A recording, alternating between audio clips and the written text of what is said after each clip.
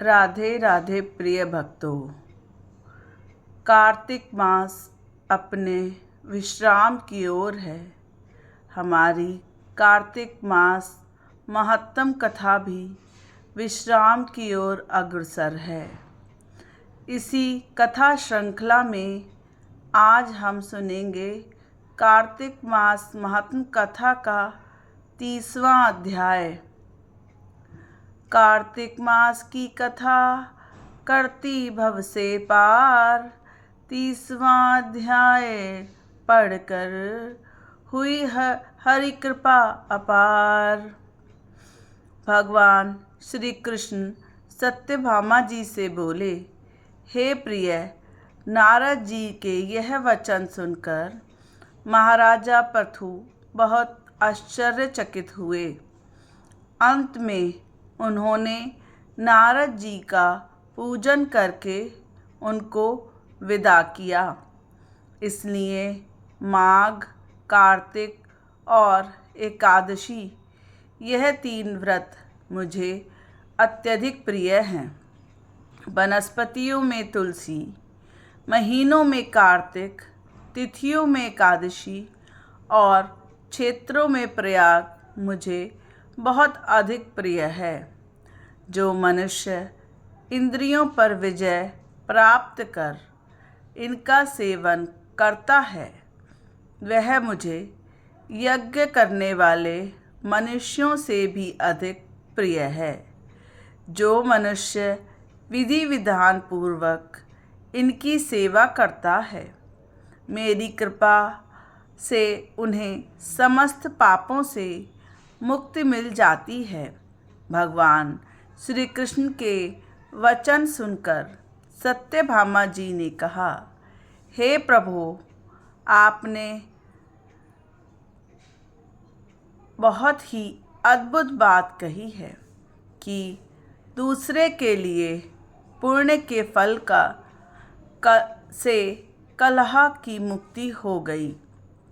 यह प्रभावशाली कार्तिक मास आपको अत्यधिक प्रिय है, जिससे पतिद्रोह का पाप करना से केवल स्नान के पुण्य से ही नष्ट हो गया।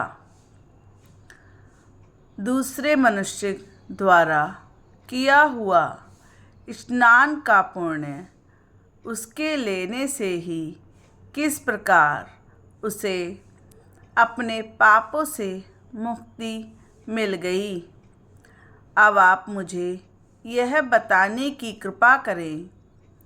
श्री भगवान बोले, हे प्रिय, जिस कर्म द्वारा बिना किए हुए पुण्य और पाप मिलता है, उसको ध्यानपूर्वक सुनो। सतयुग में देश, ग्राम और कुलों को दिया पुण्य या पाप मिलता था, किंतु कलयुग में केवल कर्ता को ही पाप तथा पुण्य का फल भोगना पड़ता है। संसर्ग ना करने पर भी वह व्यवस्था थी और संसर्ग से पाप व पुण्य दूसरों को मिलते हैं, उसकी व्यवस्था भी सुनो।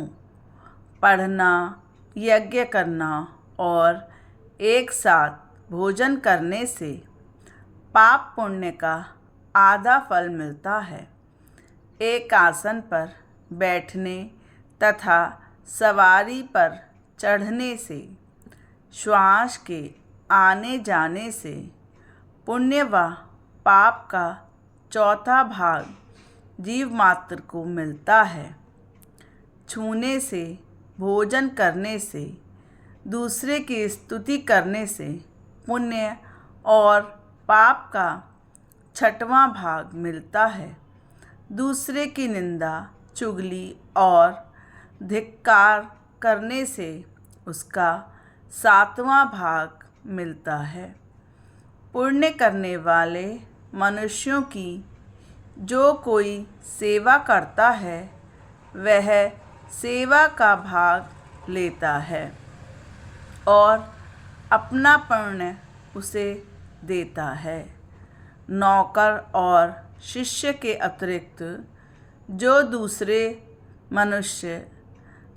मनुष्यों से सेवा करवाते हैं उसे पैसे नहीं देते, वह सेवक उसके पुण्य का भागी होता है।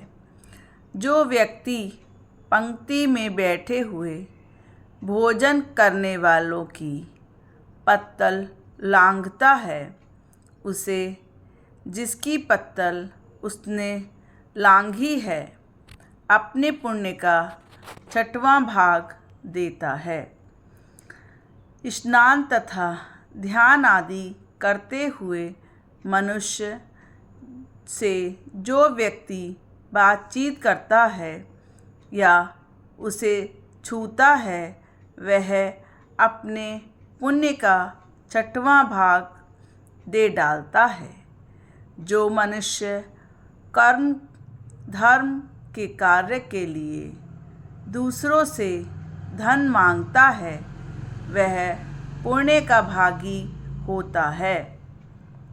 ठीक उसी प्रकार जिस प्रकार की दान करने वाला पुण्य का भागी होता है। जो मनुष्य धर्म का उपदेश करता है और उसके बाद सुनने वाले से याचना करता है, वह अपने पुण्य का 6वां भाग उसे दे देता है। जो मनुष्य दूसरों का धन चुराकर उससे धर्म करता है, वह चोरी का फल भोगता है और शीघ्र ही निर्धन हो जाता है। जिसका धन चुराता है वह पुण्य का भागी होता है। बिना ऋण उतारे जो मनुष्य मृत्यु को प्राप्त होता है, उनको ऋण देने वाले सज्जन पुरुष पुण्य के भागी होते हैं। शिक्षा देने वाला, सलाह देने वाला, सामग्री को जुटाने वाला तथा प्रेरणा देने वाला, यह पाप और पुण्य के 6ठे भाग को प्राप्त करते हैं। राजा प्रजा के पाप पुण्य के 6ठांश का भोगी होता है। गुरु शिष्यों का, पति पत्नी का, पिता पुत्र का, स्त्री पति के लिए पुण्य का 6ठा भाग पाती है।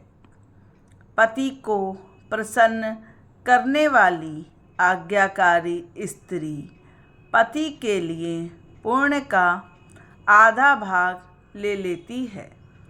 जो पुण्य आत्मा पराये लोगों को दान करते हैं, वह उनके पुण्य का 6ठा भाग प्राप्त करते हैं। जीविका देने वाला मनुष्य जीविका ग्रहण करने वाले मनुष्य के पुण्य के 6ठे भाग को प्राप्त करता है। इस प्रकार दूसरों के लिए पुण्य अथवा पाप बिना किए भी दूसरों को मिल सकते हैं, किंतु यह नियम जो कि मैंने बतलाए हैं, ये कलयुग में लागू नहीं होते। कलयुग में तो केवल एकमात्र कर्ता को ही अपने पाप व पुण्य भोगने पड़ते हैं। इसका संबंध में एक बड़ा पुराना इतिहास है, जो कि पवित्र भी है और बुद्धि प्रदान करने वाला कहा जाता है। उसे ध्यानपूर्वक सुनो। यह इतिहास 31वें अध्याय में बताया जाएगा। आपने सुना कि कलयुग में भले ही सभी अवगुण हैं, परंतु कलयुग में सिर्फ नाम जप से ही हम प्रभु की प्राप्ति कर सकते हैं। कलयुग केवल नाम आधारा, सुमिर सुमिर नर उतरे ही पारा। कलयुग में निरंतर नाम जप करने का बड़ा महत्व बताया गया है। अगर आपको अलग से समय प्राप्त नहीं है तो आप बैठते उठते अपने दैनिक जीवन की दिनचर्या करते वक्त भी नाम जाप कर सकते हैं। नाम जाप को अपने श्वासों के आने जाने के साथ निरंतर जोड़िए और प्रभु की कृपा प्राप्त कीजिए। अगर आपको कथा सुनने में आनंद हुआ तो कृपया वीडियो को लाइक तथा चैनल को सब्सक्राइब करें। जय श्री राधे, जय श्री श्याम।